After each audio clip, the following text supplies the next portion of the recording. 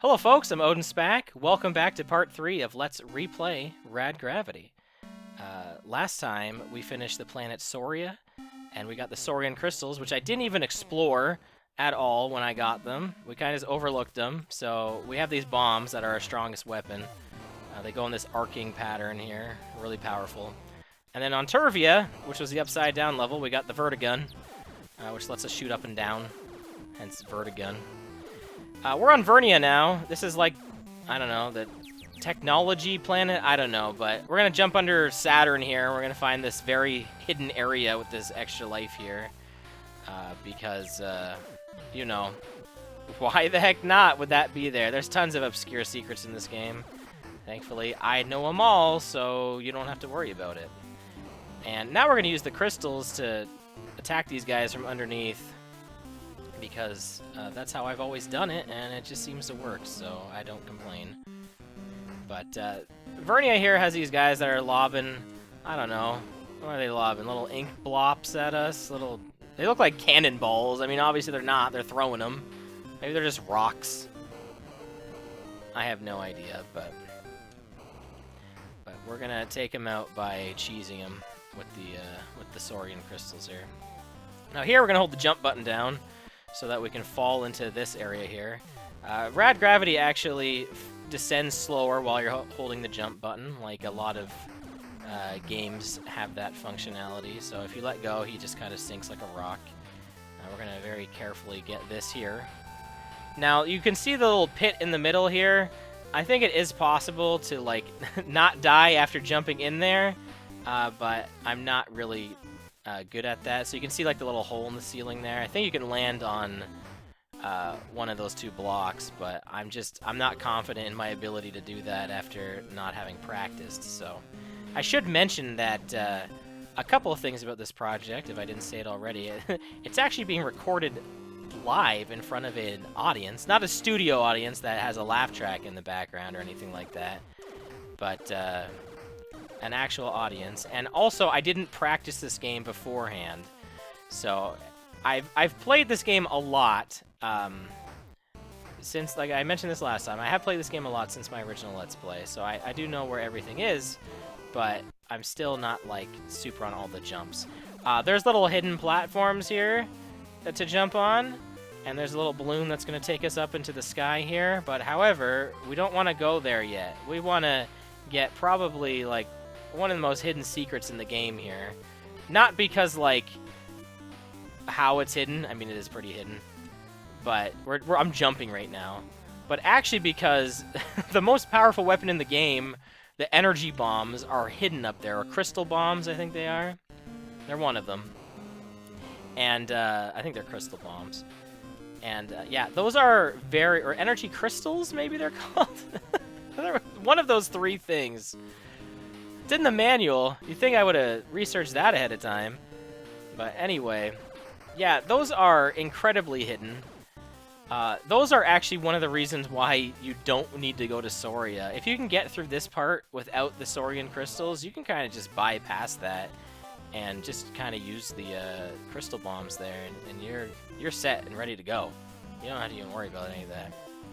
So anyway, we're taking the balloon ride into the sky, into this, like, sky city here. So yeah, pretty advanced, kind of like Siberia. You'd think there would be another computer up here with a checkpoint. I would think so too. However, there is not, so we got to be careful. Now, these pits are essentially death pits because they're going to drop us into the water that we sailed onto when we first were at this planet, so we don't want to go in there. And then in this building here, it doesn't matter which door you go into, we're going to finally get a new music piece, the boss theme, which is a short loop but an absolute banger. And this game has some really unique boss fights. So this boss here is these wind-up robots, and so how they work is that they just walk around, they shoot at you with those, like, ink blot cannonballs or whatever they are, and eventually they power down, and what they do is they kind of wind each other up to get going here. It feels like that sounds really bad out of context, but The goal of this boss fight is to keep them apart, and how we're going to do that is with the energy bombs here. Now, normally I just do this ahead of time, and it's not so bad, but I wanted to explain the boss fight before it started. And the boss fights are probably my favorite part of this game. They're not typically long, but they're all like puzzles. You kind of have to figure out how they work. So here's the first comp you mined, by the way. So we've reactivated them, and they're giving us the location of a Stargate. I guess that's it. Okay. All right, that's Vernia. So the whole reason we came here was to reactivate the CompuMind, and now we have another Stargate location. So now we can continue on our quest to find the rest of them here. So now it's kind of, they don't really differentiate itself, or they're not different. I can't even say that word right now. I'm not going to bother. So I'm pretty sure it's just this top right one, though. That is the correct one. I'm just kind of skipping these animations. So, oh no, rad, we hit an asteroid belt. Damage has been done to our ship. I detect an abandoned ship nearby. It contains the part I need to repair our ship. You'll have to go through the asteroid belt and get the part. Alright, so now we get to do one of the most fun parts of this game, is go through the asteroid belt. So this is the wrecked ship level. This is a very fun level in which we propel ourselves by shooting basically in the opposite direction most of the time. It's a little finicky, I swear. It's not impossible, though. But yeah, we have to propel ourselves with our gun. Thank goodness we have the one that shoots up and down, or we would be pretty screwed. But yeah, this level is pretty rough. Just this first part. The next part isn't as bad, I don't think, but getting through this is not my favorite. I've never been good at this. I can only imagine how bad I was at this as a kid, but I think we've gotten through most of it now. Okay, we're good. We got through it. That part can be just an absolute pain. Anyway, we got these little guys here that always reminded me of Brain from Pinky and the Brain. I have no idea why. They kind of look like them a little bit. not quite, but they do. But now that we have like the energy bombs, we can just kind of destroy everything, just absolutely. The mechanic or gimmick of this level is that there are darkened areas of the ships, and we need these keys, like so, to activate them and make them not so dark, and also to open doors and other things. I want to say you technically only need to activate 2 of these keys, although I think you can technically get through this place without doing any of this. Maybe 1. But we're gonna do it legit because I don't know this game any other way. So we're gonna get all the keys. We're gonna return all the keys and trying to jump off this thing. It's not working for some reason. Rad Gravity has this jump mechanic that I feel like a lot of classic platformers do. That if you're on a ledge that can like be jumped through, you can hold down while you jump and you'll like jump through it. So like you're not like stuck or something like that. All right, so now we got to get key number 2 and return the key to the proper spot here. So there's key number 2. Now, thankfully, we can drop items and pick them up, so we're not like completely defenseless here. But here's the second little spot for this here. So there's our second key turned in. Now the third key, we've been noticing we've been avoiding this door on the left here. And that's because it would take us to a darkened area of the ship without basically using all these keys, so I'm not even bothering to do anything with that. I guess these are keys, right? I don't know if they're supposed to be something else. They kind of look like keys. I don't know what else they would really reflect, but you can actually skip going down here if you do a little tricky jump up here, but whatever. It's not a big deal. All right, and there we go. We got some teleport locations for Odar and Utopia, 2 vastly differently sounding planets. One sounds kind of stinky, the other sounds pretty ideal. There's a little area over to the right here that I'm just going to show off just for the heck of it. It's not really anything, but I don't know what this is supposed to be. Maybe like their bridge or something. But anyway, we've turned on the lights of the ship here. This would all be dark, by the way. and we would not be able to see anything here. But thankfully we can, because we have activated the ship. So now in more confusing NES platforming, you would think we have to go down there. You would be wrong. We have to jump over this wall, because of course we do. And now we get the teleport beacon, pretty overpowered item. You drop it anywhere, and you press the button, and you warp back to it. And you can do that in literally different screens, like anywhere. Like, it's super cool. And it can be used to bust the game a lot. We're not going to be doing any of that. We're just going to be playing this game as intended. And we're going to splash this guy with this toxic waste and destroy him. I know he's kind of minding his own business, but it's funny. It can land either directly on that creature or on his tongue, which sounds even worse. But anyway, of course, this very specific part here is what we need to complete this level. So we're going to move on. And we're actually going to go to Odar first here. Now, this is the only level in the game where there's, like, an, in theory, backtrack to it. Like, you could just not come to this level until you have, like, the required item to get everything.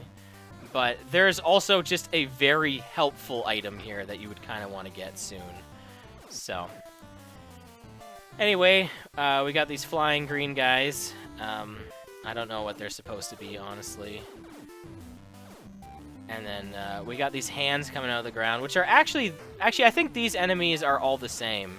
They're these little goblin guys. We'll see more of them later. But you'll notice anytime we go on the ground, these hands will try and get us. But also, these hands are going to try and grab these fruits on the ground. And so that's like a little hint, like they want to grab stuff. So we want to give them something to grab here. So we're going to let them grab our teleport guy. And then we're going to use it to teleport underground. Pretty clever, right? So yeah, these little green guys, I think, were the ones that were floating around. They were also the ones that the hands were poking out of the ground. And we're going to drop a rock on them. It's pretty brutal, I gotta say. I'm gonna be honest, I completely lost track of how long I was timing this for. I was trying to keep this into 11 minutes of each part, but I'm just gonna finish this level because I really don't know how long I've been recording for now. Whoops, my bad. So, it's fine. But yeah, getting under here, pretty hidden area, I gotta say. But that's what they expect you to do. There was no real hints. Except in the instruction manual, which I believe there's a hint for this level that's like, try and find the underground area. So I guess that's how you were supposed to know there is one. They don't really explain how that teleport beacon works at all. This is definitely a game where it's kind of trial and error. But again, that's classic NES. You just kind of have to figure out how stuff works. We actually pretty much have a full loadout of all of our equipment. I know, it feels like we're barely playing this game and we're already almost done, but no, Rad's pretty fully equipped at this point. We're really just looking for a little other minor upgrades moving forward. But like we've mentioned in previous parts, we got yet another maze, and this one, the whole point of this was to get this rock moved down here. Actually, I think I can just jump down from here, right? I probably can, but whatever, let's run around. And what we need to do with this here is we need to jump up here with it. And the whole point of doing this was to put this rock here. And the reason that we did that, I didn't really show this off, I should have, is that's going to prevent these green guys from spawning on this bridge. They would normally come out of this tube here, but we've since blocked the ability for them to do that. And we did all that for an extra health, but no, there's actually more to this area. I wouldn't really call this a hidden area. Like, why would you not explore that? Like, there's an edge of the screen there. You're probably going to try and see what's over here. Yeah, these guys are a menace. Like I said, Rad Gravity's not really meant to fight stuff. He's more of a dodge and solve puzzle stuff. He's not really equipped to battle mostly anything in this game. You're kind of trying to just avoid stuff and tank damage. But here at this giant hand, we got our next armor upgrade, which is the green armor. And there is another thing here, like I mentioned, like I alluded to, but we unfortunately cannot get it without one more upgrade in the game.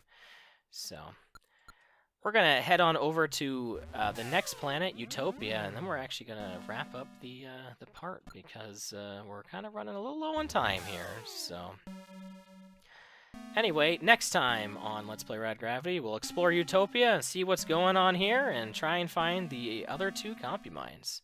So thank you so much for watching. I've been OdinSpack. See you next time. Goodbye.